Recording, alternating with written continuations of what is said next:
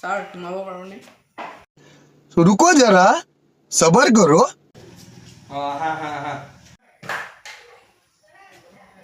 Sir বহিব পাৰোঁনে? Okay বহা তুমি নাৰ্ভাছকৈ আছা যে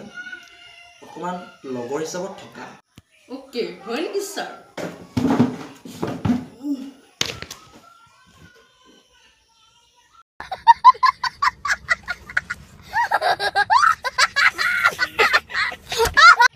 তোমাক মই লগৰ হিচাপত এনেকুৱাকৈ থাকিব পৰা নাই গম পাইছা এই ভৰি নমা হয় নেকি ছাৰ? হয়তো নমাই দিছোঁ দিয়ক চৰি আজি। অ'কে হ'ব এতিয়া তুমি বুজি পালা এতিয়া পিছে তোমাৰ মাৰ্কশ্বিটখন চাওঁ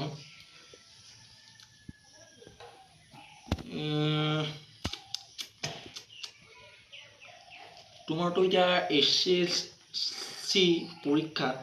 তোমাৰ মানে প্ৰতিটো ছাবজেক্টতে তুমি অকল 30কৈ আনিছা যেনে তেনে পাছ কৰিছা 3rd ডিভিজন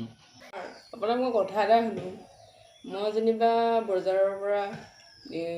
বেগী ল'ম পেণ্ট এটা ল'লোঁ 700 টকাত আৰু তাৰ ওচৰৰ দোকানখনতে 300 টকাত দি আছিলে এতিয়া আপুনি কওকচোন আপুনি কোনটো ল'ব? পিছে ক'ত 300 টকা দি আছে তুমি গম পোৱা নি হা ক'বা মোক লোকেশ্যনটো দিবা মই যাম পেনৰ কথাটো এনেহে কৈছোঁ জাষ্ট উদাহৰণ দিছোঁ এতিয়া আপুনি ধৰি লওক মেট্ৰিকত ফুল মাৰ্ক হয় 100 আৰু পাছ মাৰ্ক হয় 30 যদি 30 মাৰ্ক পায় যদি পাছেই হৈ গ'ল এনেইনো কেলেনো কষ্টখন কৰি থাকোঁ 80-90 পাবলৈ সেইকাৰণে ডাইৰেক্ট 30 কৰি দিছোঁ মোক बात तो सही है কথাটো বাৰু হয় মিছা কোৱা নাই আমি এনেই যেতিয়াকৈ কষ্ট কৰিব নালাগে ছাৰ